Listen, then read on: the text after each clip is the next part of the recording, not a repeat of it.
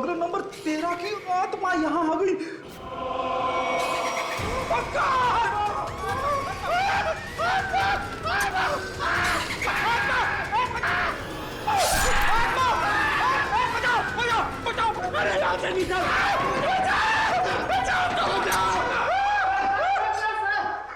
मैंने तो पहले कहा था सर, ये फुटेज कमजोर दिल वालों के लिए नहीं है। नहीं है। अरे आपको क्या इतनी सी फुटेज मिली थी? हाँ सर, अभी तो यही फुटेज मिली है। अरे ये क्या कम है? पता नहीं एसीपी साहब क्या कहेंगे ये फुटेज देखकर। आप उनसे ये मत कहना कि हम दोनों डर गए थे। सर मैंने तो उनको फोन करके सब कुछ बता दिया। हमारा अंदाजा सही निकला। ये खूनी इस प्रोजेक्टर के जरिए किसी को डरा रहा था, आत्मा बनकर। सर हो सकता है कि इस फुटेज का उन मुर्दों के साथ कोई लेना देना ही ना हो। I mean, लोगों में ये अफवाह फैली है कि इस बंगले में आत्मा है, तो हो सकता है कि ये पूरी फुटेज किसी ने किसी के साथ मजाक करने के लिए बनाई हो। नहीं श्रेया नहीं, इन दोनों चीजों का जरूर एक दूसरे से कोई ना कोई संबंध है। ये डरावनी फुटेज उस खूनी के विकृत दिमाग में से ही निकली है। सर किसी को डराने या मजाक करने के लिए कोई इतनी मेहनत नहीं करेगा। फुटेज में ये जो आत्मा है इसे प्रोफेशनल तरीके से फिल्माया गया है, स्पेशल इफेक्ट्स के साथ, जैसे फिल्मों वगैरह में होता है। और इस फुटेज को देख के लगता है सर कि खूनी को स्पेशल इफेक्ट्स का काफी ज्ञान है, या फिर हो सकता है उसने ये फुटेज किसी स्पेशल इफेक्ट स्टूडियो में बनवाई है। हाँ बिल्कुल सही, ऐसा ही हो सकता है। तो शहर में जितने भी स्पेशल इफेक्ट्स के स्टूडियोज हैं, सब में जाकर के पता लगाना पड़ेगा। आइए सर, ये बलविंदर है, वो गाड़ी की चाबी इन्हीं की थी। क्या बात है सर, मुझे यहाँ क्यों बुलाया गया है? हमें आपकी गाड़ी की चाबी मिली है। कहाँ से सर? उन्नति नगर, बंगला नंबर 13। ये एड्रेस कुछ जाना पहचाना लग रहा? नहीं सर। नहीं? रायमा नाम सुना है पहले कभी? बिल्कुल नहीं सर। मगर सर इसका मेरी गाड़ी से क्या लेना देना है? आपकी गाड़ी है कहाँ? सर वो तो कई सालों से गायब ही है। कब से? 5 जुलाई 2011। दरअसल मेरा टैक्सी का बिजनेस है। मेरी कंपनी का नाम है बलविंदर एंड कंपनी। मेरा ड्राइवर प्रीत उस दिन गाड़ी लेकर न जाने कहाँ गायब हो गया। तब से लेकर आज तक मेरी गाड़ी का कोई अता पता ही नहीं है सर। और उस ड्राइवर का? अस्पताल से फोन आया था कि उसे वहां भर्ती किया गया है। मैं उसे वहां देखने गया था। उसकी हालत बहुत खराब थी सर। आग लगने की वजह से उसका थोड़ा शरीर जल गया था। रहता कहाँ ये तुम्हारा ड्राइवर? सर आजकल वो मानसिक चिकित्सालय में है। सर वो बहुत गहरे सदमे में है। मानसिक चिकित्सालय? कौन से हॉस्पिटल में है वो? सर पूना से 50 किलोमीटर आगे एक स्टेट मेडिकल सेंटर है, वहीं पर है। State medical centre?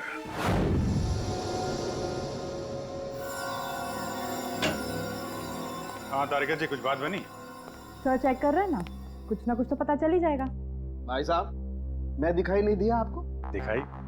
अरे सर आप तो सपने में भी दिखाई देते हैं। हाँ सर, आज सुबह ही सपना देख रहा था। जैसे ही मैं फॉरेंसिक लैब में आता हूँ, आप इस केस के बारे में कुछ ऐसी बातें बताते हैं कि शाम तक खूनी पकड़ा गया। विजीत, तुमने सपना देखा? जी सर। और सपने में मुझे देखा? जी सर। तुमने सपने में तारिका जी को देखा होगा। जी सर। नहीं सॉरी सर, क्या क्या कह रहे हैं सर आप भी? तो बताइए डॉक्टर साहब, इन कंकालों ने अपनी आप बीती बताई? हाँ, थोड़ी बहुत बातें पता चली है। सबसे खास बात ये कि ये कंकाल वक्त के साथ कंकाल नहीं बने। खूनी ने इन्हें मारने के बाद तुरंत इन्हें कंकालों में बदल दिया है। मतलब खूनी ने इनकी खाल को एसिड से जला दिया है। माय गॉड, इतनी बेरहमी से मौत हुई इनकी। और ये जो कंकाल है ना, ये कंकाल एक आदमी का है। इसकी उम्र 30 से 35 साल है और इसकी लंबाई लगभग 6 फीट के आसपास। और ये जो हाथ पे उंगलियों में आपने निशान लगा रखा है, ये क्या है? हाँ, दरअसल इसकी उंगलियों में, इसकी कलाई पे मुझे बहुत कुछ टूट फूट दिखाई दी। मतलब ये आदमी अपने हाथों का बहुत ज्यादा इस्तेमाल करता हो। शायद ये किसी ऐसे प्रोफेशन में होगा जहाँ हाथों का काफी इस्तेमाल होता है, या तो कोई मजदूर या फिर कोई आर्टिस्ट। और ये दूसरा कंकाल लड़की का, उसे क्या पता चला? दया, इस लड़की की उम्र लगभग 30 साल। इसकी लंबाई 5 फीट 4-5 इंच है, बस इससे ज्यादा कुछ पता नहीं चल पाया। और ये जो ड्रेस पे खून लगा है, इसका क्या? टेस्ट करने से पता चला कि ये खून नहीं है, लमाइन रेड नाम का केमिकल है। जिसका इस्तेमाल ज़्यादातर फिल्म, टीवी सीरियल्स और नाटकों में किया जाता है, नकली खून दिखाने के लिए। तो इसका मतलब किसी ने पूरी तैयारी कर रखी थी ये बंगला नंबर 13 में किसी को डराने की। पकड़ा जाएगा। वो खूनी भी है और वो डराने वाला भी, अगर दोनों अलग अलग है तो। डॉक्टर साहब, कितना टाइम लगेगा ये पता करने के लिए कि कंकाल कितना पुराना है? थोड़ा वक्त लगेगा दया, तुम तो जानते हो कार्बन डेटिंग में थोड़ा वक्त लगता है।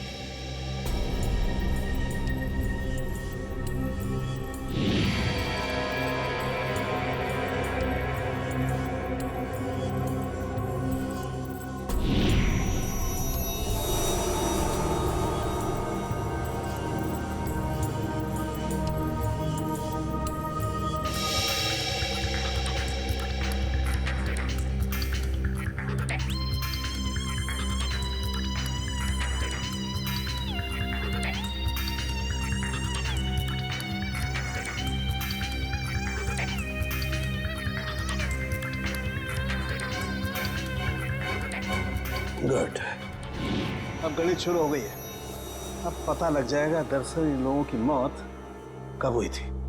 सर, मुझे लगता है इन दोनों को एक साथ ही मारा होगा।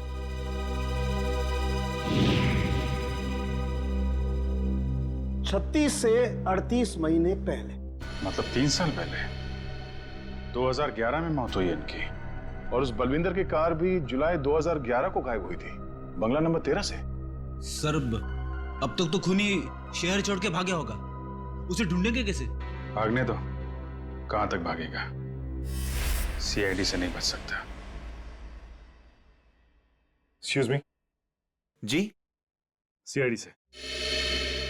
हेलो सर, मैं आप ही लोगों का इंतजार कर रहा था। अच्छा, जो फुटेज हमने भेजी थी उसके बारे में कुछ पता चला? हाँ सर, उसको चेक किया मैंने, और उसके सारे स्पेशल इफेक्ट्स हमारे स्टूडियो में ही हुए थे, लगभग 3 साल पहले। गुड। उस फिल्म का नाम क्या था? सर, फिल्म का नाम था आत्मा की चीख। हाँ, और सर वो फिल्म पूरी नहीं हो पाई थी। अधूरी फिल्म की फुटेज। सर, वो फिल्म तो अधूरी थी ही, साथ में हमें हमारा पूरा पैसा भी नहीं मिला। कौन से बैनर की फिल्म थी ये? प्रोडक्शन हाउस का नाम क्या था? सर, वो नए लोग थे और उस प्रोडक्शन हाउस का नाम था, 1 मिनट, हाँ सर, उसका नाम था magic media works. Magic media box. अब तो यही लोग बताएंगे कि इस आत्मा की चीख को लोग सुन के नहीं पाए। ब्रीत की हालत में पिछले 3 सालों में बिल्कुल सुधार नहीं हुआ। उस वक्त भी किसी लड़की की आत्मा के बारे में बात करता था और आज भी करता है। सर, लड़की की आत्मा? अच्छा, पिछले 3 साल में जितने भी लोग प्रीत से मिलने आए थे उनकी लिस्ट चाहिए हमें। हाँ, हैरानी की बात यही है सर, पिछले 3 सालों में इससे कोई भी मिलने नहीं आया, सिवाय मिस्टर बलविंदर के, जो उनके इलाज का खर्चा उठा रहे हैं। बलविंदर? जी सर। ओके।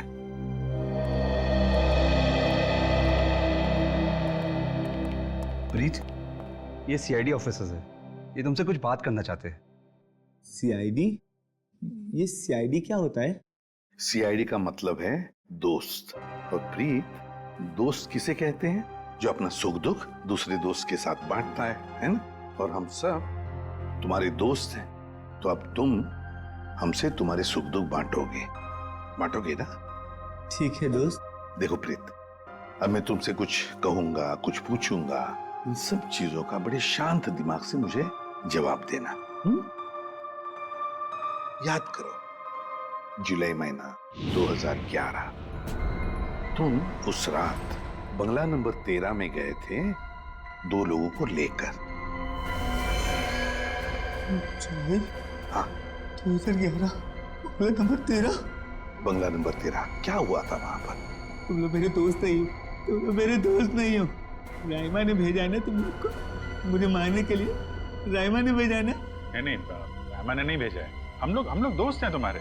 हाँ, पक्का? बिल्कुल पक्का, राइमा ने नहीं भेजा है हमें। अब बताओ, क्या हुआ था उस रात उस बंगले में? है? बंगला नंबर 13। एक आदमी और औरत ने पैसे दिए थे मुझे उन्हें वहां ले जाने के लिए। ये क्या?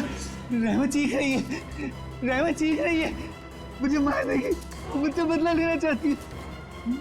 राइमा तुम्हारे पीछे है। ये बात करने की स्थिति में नहीं है अभी। I am sorry. डॉक्टर साहब, 2 मिनट और। सॉरी, मैं आपके केस के लिए मैं अपने पेशेंट की जान खतरे में नहीं डाल सकता। Please cooperate. ठीक है।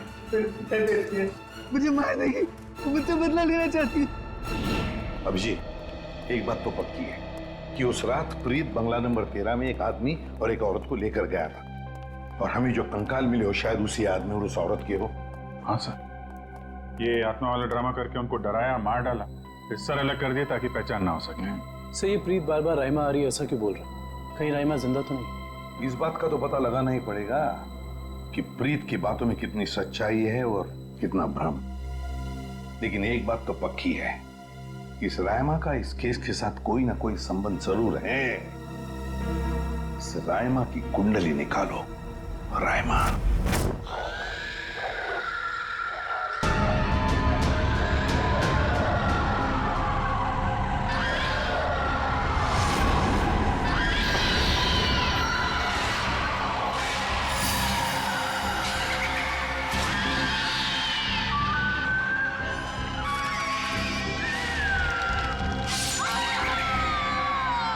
ये फुटेज आपको जिस बंगले से मिली वहां खून हुआ है?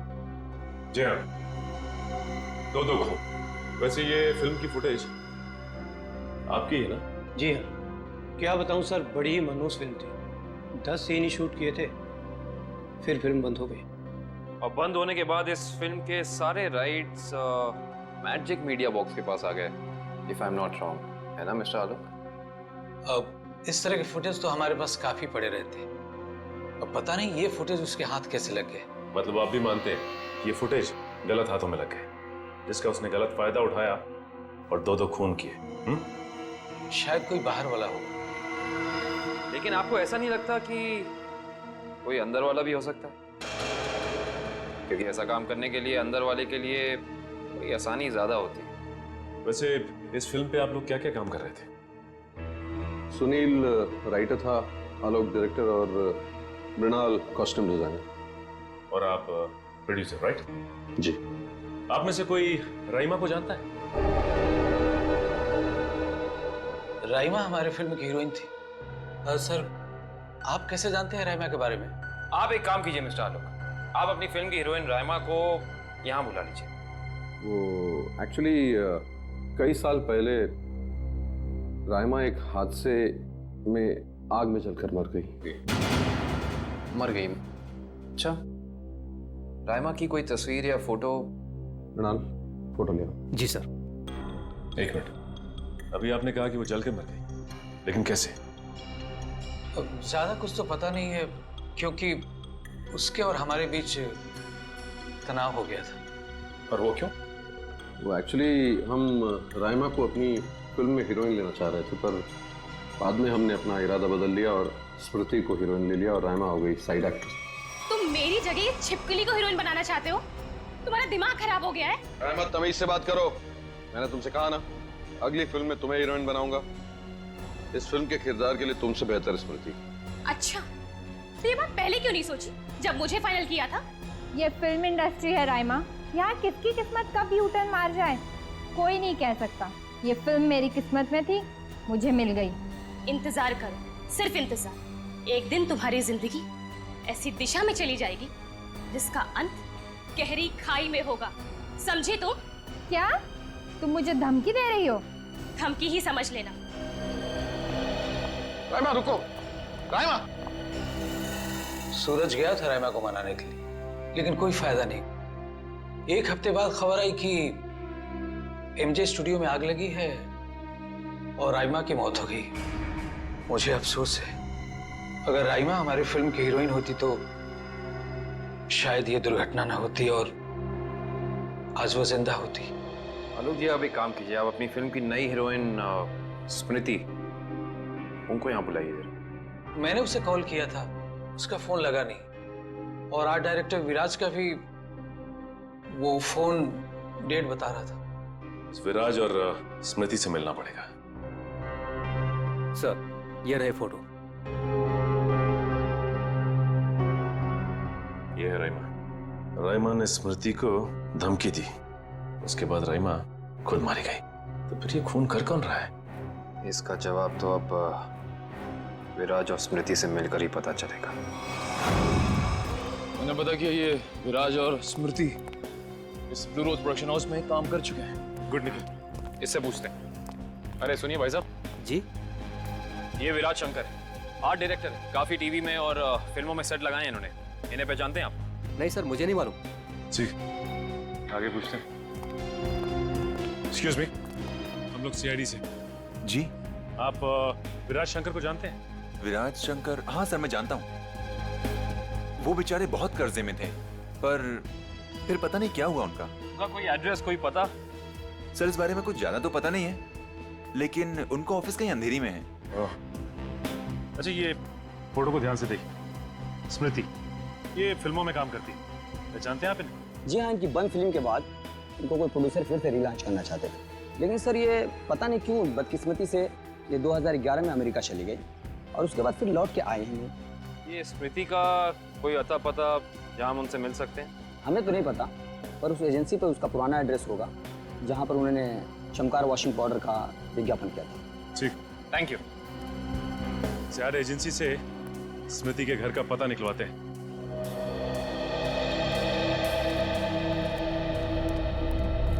पुलिस की रिपोर्ट के हिसाब से राइमा इसी एमजे स्टूडियो में जलकर मरी है। पता नहीं काबिल, लेकिन ये बात इतनी सीधी है नहीं जितनी की लग रही है। जैसा कि फाइल में लिखा हुआ है कि स्टूडियो में आग लगी रात के 2 बजे। ये राइमा स्टूडियो में 2 बजे करने क्या आई होती, जबकि यहाँ शूटिंग भी नहीं चल रही थी। सही कह रहे हो सच, लेकिन एक बात है जो मेरे दिमाग से निकल नहीं रही है, वो ये कि यहाँ रात 2 बजे आग लगी तो सुबह 5 बजे तक किसी को पता क्यों नहीं चला? और रिपोर्ट के हिसाब से यहाँ आग 5 बजे लगी।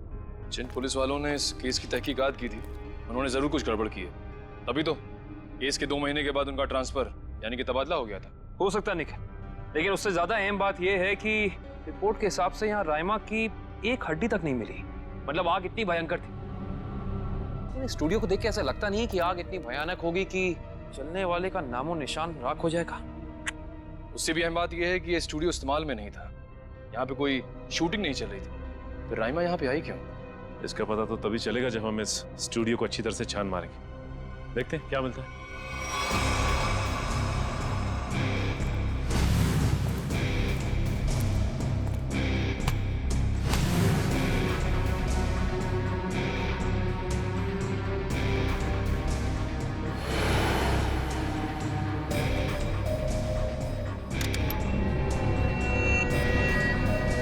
ये देखो, जली हुई गन।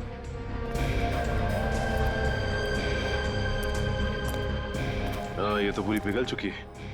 पुलिस वालों ने लगता है अपना काम ठीक से किया नहीं, देखा नहीं इसे पहले। ये भी हो सकता है कि राइमा ये गन किसी को मारने के मकसद से लाई हो। या फिर हो सकता है कि कोई राइमा को मारने के लिए लाया हो। ये भी पॉसिबिलिटी है। जरूर कुछ है यहाँ, देखते हैं और क्या मिलता है।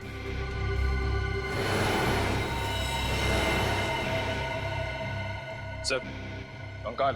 1 मिनट, देखिए जरा संभाल संभाल। करण, शीट ला। एक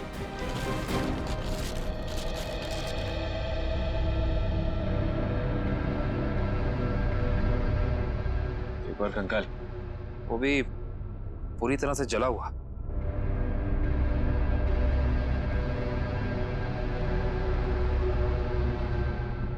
बॉस, इसकी पेल्विक गर्डल से पता लगता है कि ये कंकाल किसी लड़की का है। सर, कहीं ये कंकाल राइमा का तो नहीं है?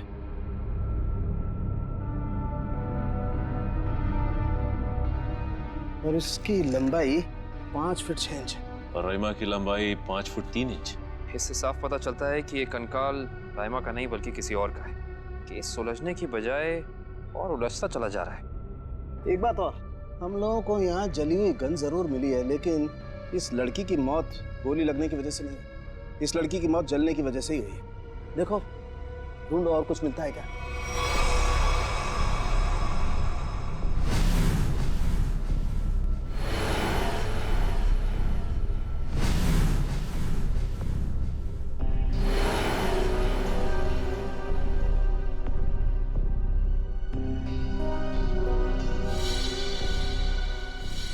सर ये देखिए सर, बाल बाल।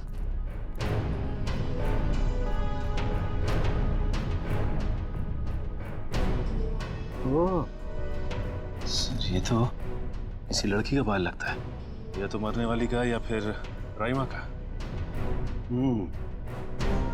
ये किसका बाल है ये तो डीएनए के बाद ही पता चलेगा। सर ये अरुण है, विराज जी के वर्कशॉप के इंचार्ज। जी, आपको कुछ बनवाना था? जी हाँ, हथकड़ी बनवानी है। हथकड़ी? मैं कुछ समझा नहीं। हाँ, अपनी बनाई हुई हथकड़ी खुद अपने हाथों में पहनेंगे तो थोड़ा दुख कम होगा। अब समझ में आया, इतने सालों के बाद ख्याल आया आपको कर्ज के रुपयों का। कर्ज के रुपए? हाँ, इसीलिए तो आप उन्हें ढूंढ रहे हैं, क्योंकि वो लोगों से लिया हुआ कर्ज वापस नहीं कर पाए। नहीं मैडम, हमारा यहाँ आने का मकसद कुछ और है। विराज को बुलाई, कहाँ है वो? ये तो कोई भी नहीं जानता। कर्जदारों से परेशान होकर आज से 3 साल पहले जुलाई 2011 में न जाने कहाँ गायब हो गए। जुलाई 2011? सर 5 जुलाई 2011। सर मुझे लगता है कि इस विराज के भागने की वजह कर्जा नहीं कुछ और है, जिसका कुछ ना कुछ संबंध उन कंकालों के साथ जरूर है। मुझे तो लगता है उनमें से एक कंकाल विराज का है। याद है सारुण के साहब ने कहा था, आदमी वाला कंकाल किसी मजदूर या आर्टिस्ट का है जिसने जिंदगी भर अपने हाथों से बहुत काम लिया है। और हो सकता है सर शायद वो दूसरा कंकाल स्मृति का हो। ये विराज के परिवार वाले कहाँ रहते हैं? सर जहाँ तक मुझे पता है उनके परिवार में कोई और है ही नहीं। विराज अकेले ही थे? जी सर। चीज मिल जाती डीएनए सैंपल के लिए तो कंकाल वाला राज खुल जाता। ये सारी पेंटिंग उन्हीं की है ना? जी सर। देखो जरा।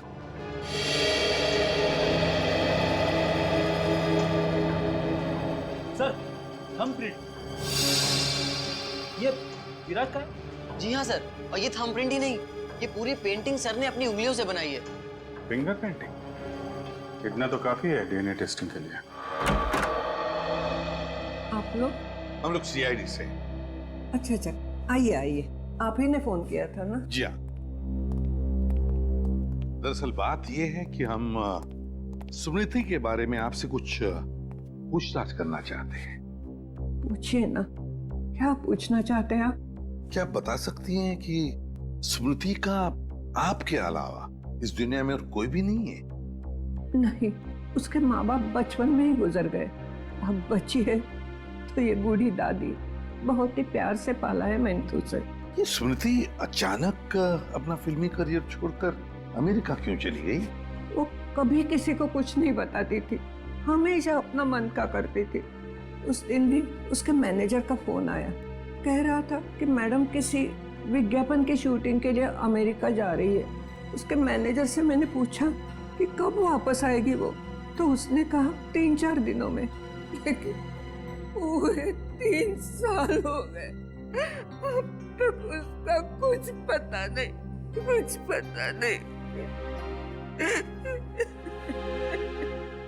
कब की बात है ये, कुछ याद है आपको? कैसे भूल सकती हूँ, 5 जुलाई 2011। सर वो कंकाल भी 3 साल पुराना है सर, कहीं वो?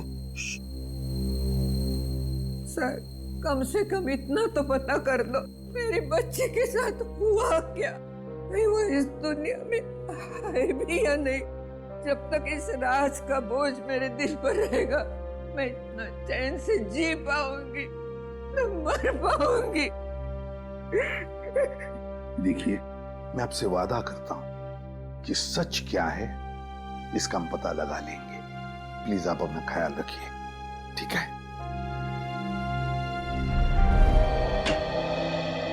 हाँ डॉक्टर साहब, डीएनए की रिपोर्ट आ गई क्या? हाँ, पेंटिंग पर जो सूखा हुआ सलाइवा मिला था, वो सलाइवा ये बताता है कि वो आदमी वाला कंकाल विराज का ही है।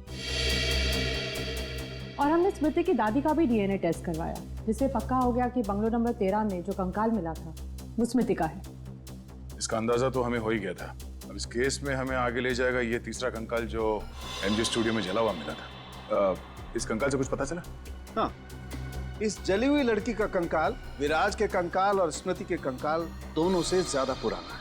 और ऐसा लगता है कि इस लड़की को सिगरेट पीने और तंबाकू खाने की बुरी आदत थी, क्योंकि इसके जबड़ों से हमें तंबाकू के अंश मिले। और वो बाल इसी जली हुई लड़की के हैं? नहीं, वो बाल ना तो इस जली हुई लड़की का है, ना ही स्मृति का है। सर कहीं ये बाल रायमा का तो नहीं है? सर इस केस की सुई घूम फिर के रायमा पर आकर अटक गई। पता लगाना पड़ेगा रायमा के साथ आखिर हुआ क्या था। जैसा कि आप देख रहे हैं, सीआईडी ने एक और खूनी को पकड़कर एक बार फिर साबित कर दिया है कि उनकी नाक के नीचे से कोई भी मुजरिम बच के निकल नहीं सकता। इस बार पकड़ी गई है बंगलो नंबर 13 में हुए खून की हत्यारी रायमा। एक मिनट प्लीज प्लीज। सर क्या ये बात सच है कि आप एक बाल के जरिए रायमा तक पहुंच गए? देखिए, इस वक्त हम आपके सवालों का जवाब नहीं दे सकते। जल्दी जब हम प्रेस कॉन्फ्रेंस लेंगे तब आपको सब बता देंगे। ओके ठीक है, चलिए हटिए, अब जाने दीजिए। चलो हटिए। रायमा जी, आपने उन मासूम लोगों को क्यों मारा? क्या वजह थी इसके पीछे? रायमा जी, रायमा जी, प्लीज पीछे हटिए, प्लीज। रायमा जी,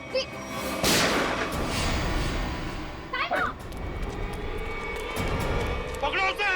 अब खूनी पकड़ेगा इसे।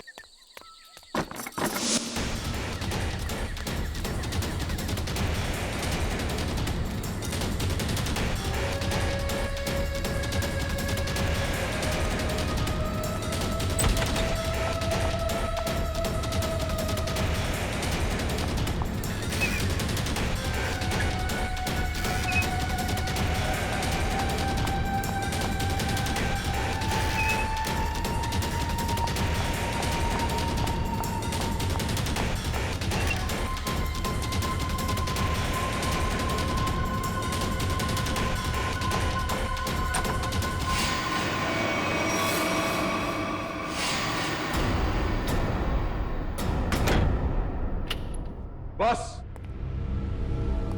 बहुत हो गया, अब कुछ नहीं हो सकता। बाहर आ जाओ।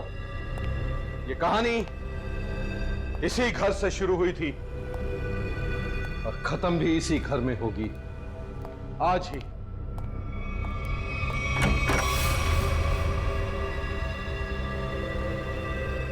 छुपने का कोई फायदा नहीं, बाहर आ जाओ। सुना तुमने?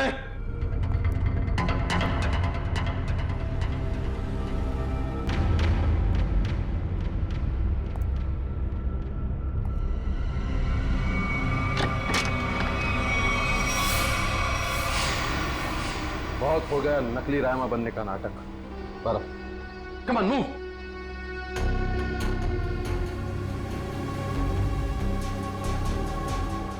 कौन हो तुम?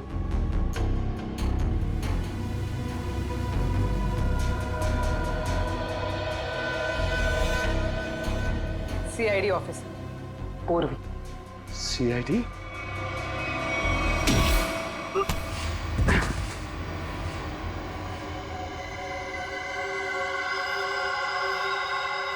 मैं और रायमा एक दूसरे से बहुत प्यार करते थे, इसलिए जब हीरोइन का रोल रायमा की जगह प्रीति को मिला तो तुम्हारे दोनों कानों से धुआं निकलने लगा है? हाँ, हम स्मृति को सबक सिखाना चाहते थे, इसलिए हमने उसके अतीत के बारे में रिसर्च शुरू की। रायमा को पता चला कि एक्ट्रेस बनने से पहले स्मृति ड्रग्स के कारोबार से जुड़ी थी। इसलिए रायमा ने स्मृति को ब्लैकमेल करना शुरू कर दिया। क्यों? स्मृति को लगा कि उसका करियर खत्म होने वाला है, उसके रीलॉन्चिंग के सपने पर पानी फिर जाएगा, इसलिए उसने और उसके बॉयफ्रेंड विराज ने एक किलर को रायमा की सुपारी दी। यह तो अच्छा हुआ कि उस किलर की गोली से रायमा नहीं मरी, बल्कि वो अपराधी खुद उस आग में जलकर मर गई।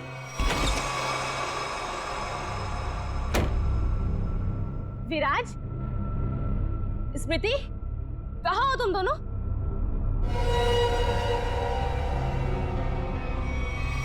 कौन हो तुम? जिया। जिया? कौन जिया? और ये दरवाजा क्यों बंद कर दिया? ताकि तुम्हें अकेले में तोहफा दे सके। हाँ? स्मृति और विराज को ब्लैकमेल करने का तोहफा। हाँ? क्या कर रही हो तुम? सुना है आग से जलकर मरने में बहुत दर्द होता है। आग? छोड़ दो मुझे, प्लीज, गोली मत चलाना। मौत से बचकर कहाँ भाग रही हो? मौत से तो आज तक कोई नहीं बच पाया। छोड़ दो मुझे, प्लीज छोड़ दो मुझे, गोली मत चलाना। प्लीज छोड़ दो मुझे, छोड़ दो मुझे। कोई आखिरी ख्वाहिश?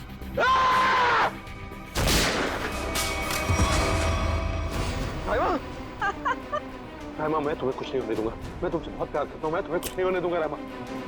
अब तुम दोनों को मुझसे कोई नहीं बचा सकता। सब फाइनल गुड बाय।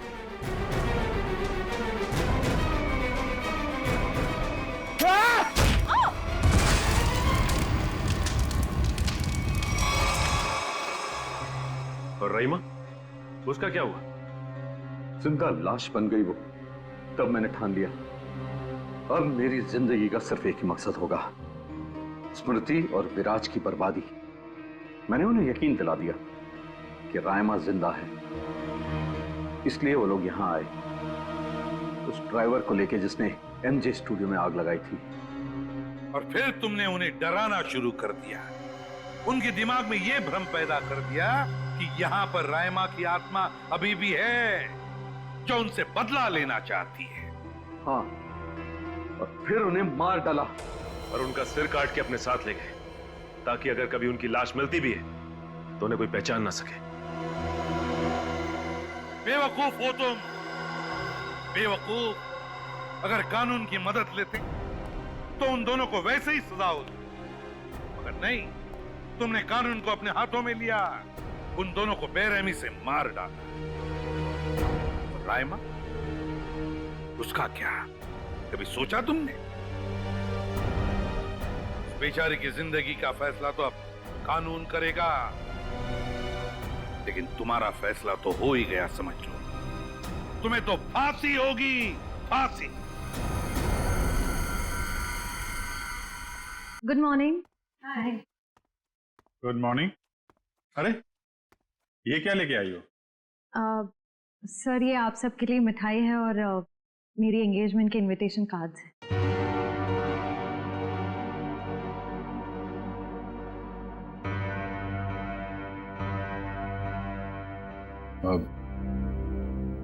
तारीख पक्की होगी? जी सर, 28 सितंबर। अच्छा। दो हफ्ते बाद ही है। काफी तैयारी करनी होगी आपको तो।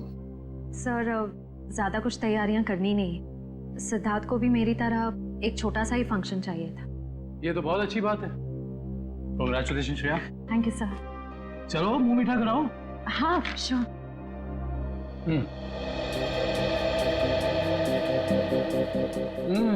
ये लड्डू बहुत अच्छे हैं।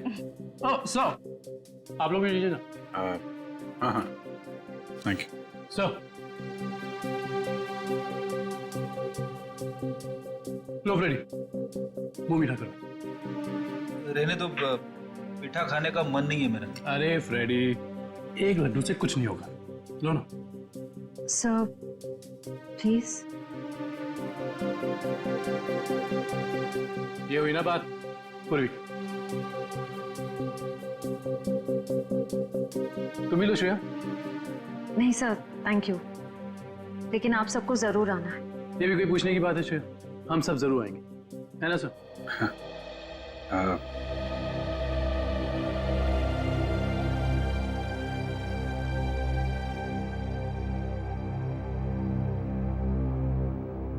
सर,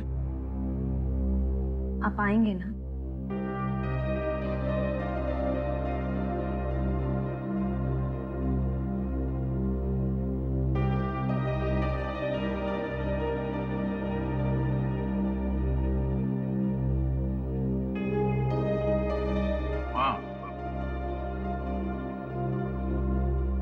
मैं जरूर आऊंगा।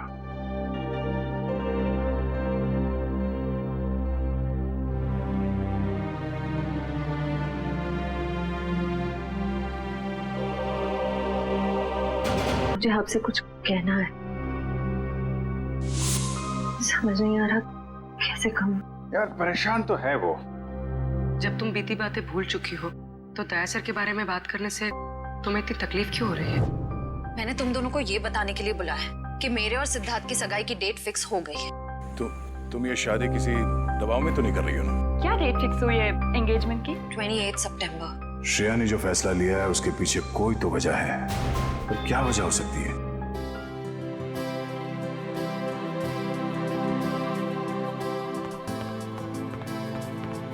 लीजिए पापा आपकी कॉफी।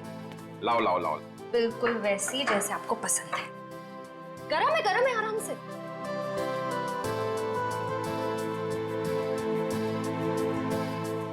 वाओ, मेरी बेटी जैसी कॉफी इस दुनिया में कोई नहीं बना सकता। वो तो है, लेकिन एक जमाने में मैं भी बहुत टेस्टी कॉफी बनाया करती थी।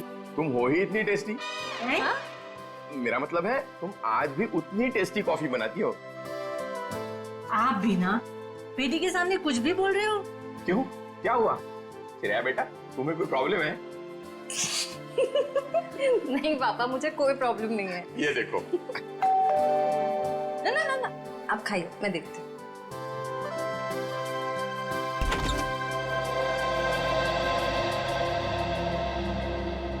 सिद्धार्थ, क्या हुआ, चौक गई मुझे देखकर? सिद्धार्थ बेटा, आओ अंदर आओ। बैठो, मैं तुम्हारे लिए अरे नहीं श्रेया, मैं थोड़ा जल्दी में हूँ। मैं ये एंगेजमेंट कार्ड दिखाने आया था।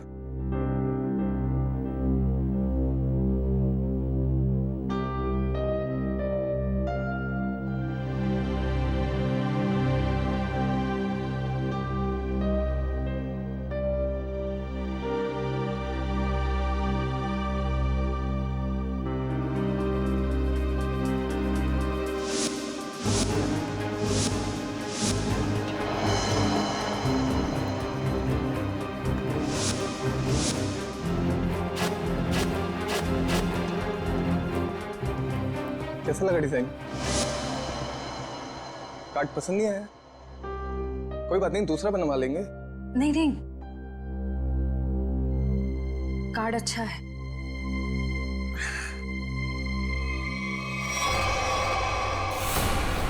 चल चल चल चल चल चल चल चल, हम लोग इस बंगले छुप जाते हैं। अरे जैसा भी नहीं यहाँ पर।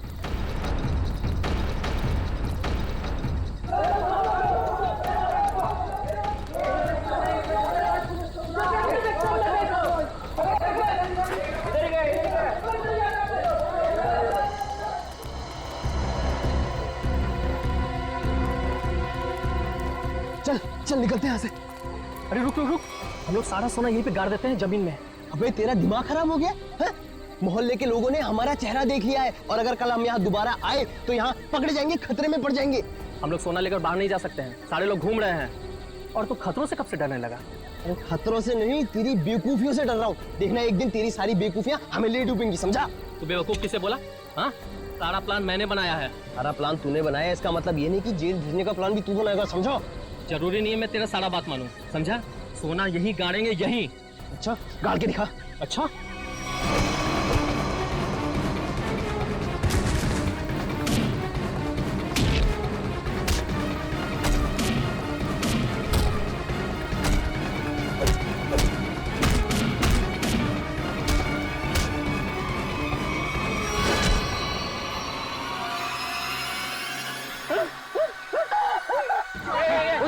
उधर से आवाज है। चल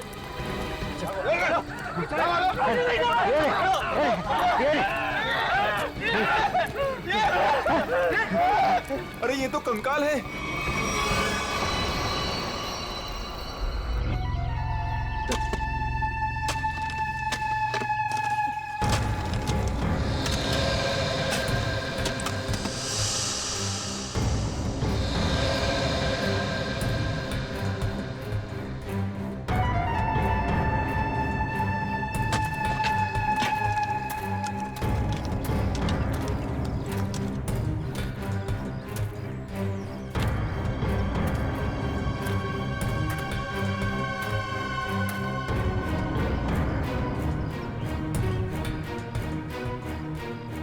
कैसा दिमाग होता है इन मुजरिमों का।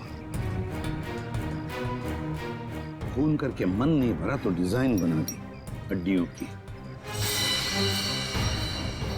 सचिन, तुम दोनों एक काम करो, घर के अंदर से अच्छी तरह से तलाशी ले, देखो कुछ ना कुछ मिलता है क्या। हा? बॉस, ये देखो, उस सिर पे रहने ये डिजाइन हाथ और पैर की हड्डियों से बना है। ये देखो, ये पैर की हड्डी और ये हाथ की हड्डी। तो टांगों की हड्डियां अलग अलग लोगों की हैं? हाँ तारिका, अलग अलग इंसानों की है। बस मुझे लगता है कम से कम 2 लोगों का तो खून हुआ है यहाँ पर। सर। हाँ विक्रम। सर ये बाकी की हड्डियां मिल गई है, इन्हें यहाँ पे दफना के रखा गया था। एक एक हड्डी संभाल के उठाओ, हैं? एक एक हड्डी। ये देखो। तुम्हें जरा देखो, घर के अंदर कहीं खून के निशान मिलते हैं क्या? सर।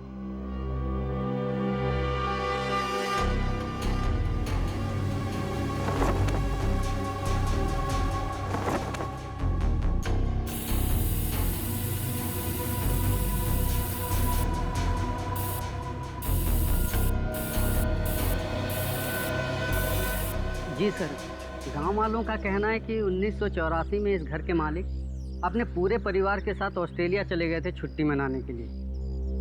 कुछ दिनों बाद उनकी मौत की खबर आई वहां से। पूरी फैमिली समुंदर में डूब गई।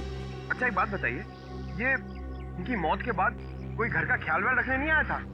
नहीं सर, दोस्तों और रिश्तेदारों को लगता था कि इस घर में कुछ आत्माएं। आत्मा? अच्छा, आप लोगों ने यहाँ पे आत्मा देखी है क्या?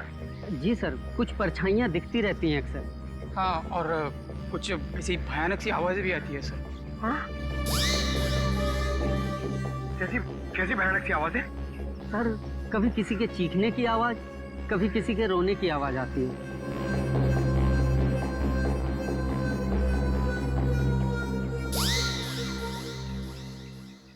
सड़के, इन सारी हड्डियों को देखकर लगता है कि खून एक आदमी का हुआ है और एक औरत का भी। ये देखना, पेल्विक गर्ड, एक पेल्विक गर्डल किसी औरत की है। हाँ बस, लेकिन एक कमाल की बात है। क्या?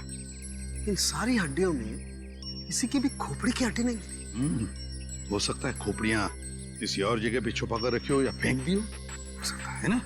मयूर, विक्रम, काम करो, बंगले के आसपास का एरिया अच्छी तरह से छानो और ढूंढो, देखो, कुछ न कुछ तो जरूर मिलेगा।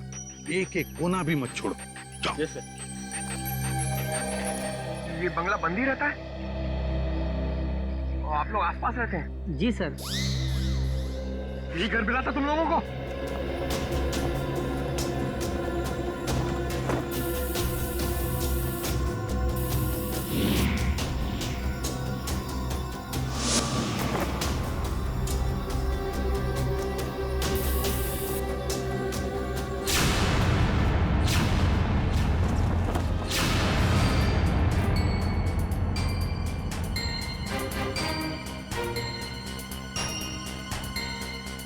सूखा हुआ खून।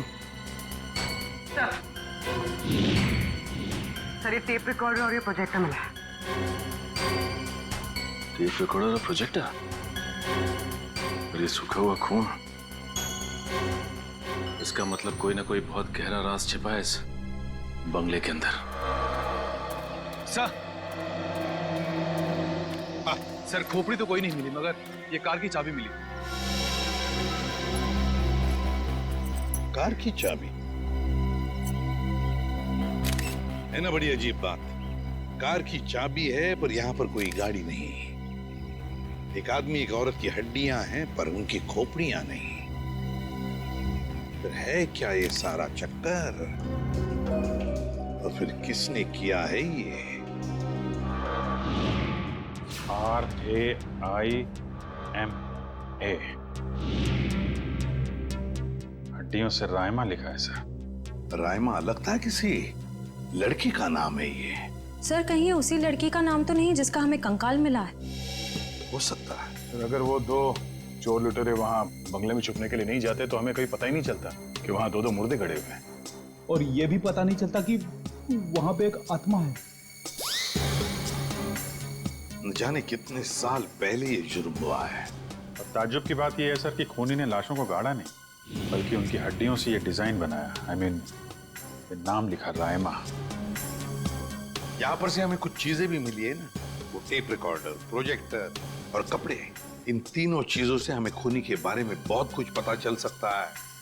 ज्यादा देर खुला नहीं घूमेगा ये खूनी।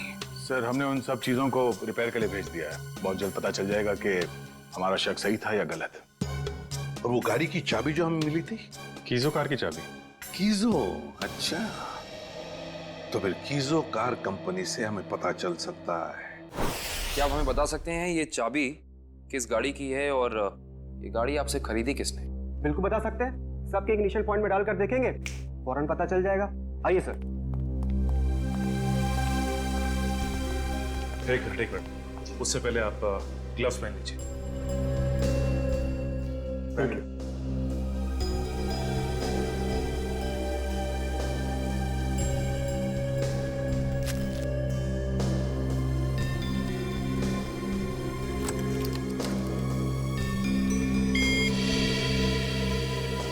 नहीं सर।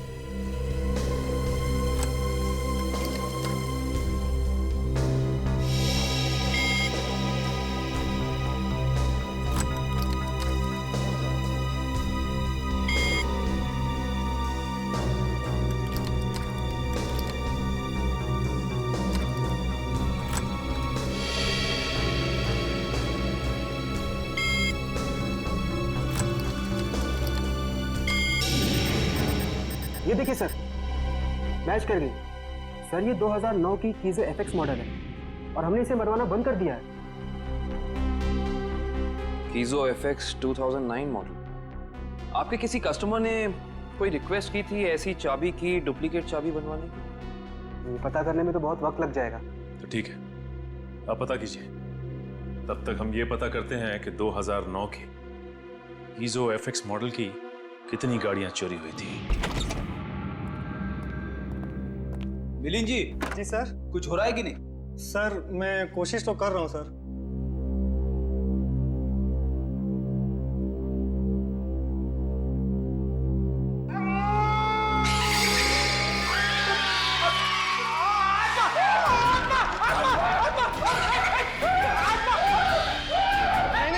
नहीं सर, आत्मा नहीं है, ये तो गलती से फेडर खुल गया था। हाँ, ये वही रिकॉर्डर है जो आप लोग लेके आए थे, उसी में से आवाज आ रही थी ये। सर, ये आत्माओं ने शॉर्टकट मारना शुरू कर दिया है। ये अपनी आवाज यूज नहीं करती हैं, इस टेप रिकॉर्डर में आवाज डाल के यूज करती हैं। पंकज, ऐसा भी हो सकता है कि वहां पे कोई आत्मा हो ही ना, कोई इंसान ही ये सब खेल खेल रहा हो। मिलिंद जी। जी सर। आपको इस प्रोजेक्टर से क्या फुटेज मिला? हाँ सर, एक मिनट। हेलो रचना, तुम नीचे खड़ी हो? ओके, तुम वहीं रुको, मैं आता हूं। सर सॉरी सर, मुझे किसी काम की वजह से नीचे जाना पड़ रहा है। आप लोग ये रिमोट लीजिए ना, आप लोग फुटेज देखिए, पर सर जरा ध्यान से। ध्यान से क्यों? क्योंकि सर ये फुटेज कमजोर दिल वालों के लिए नहीं है।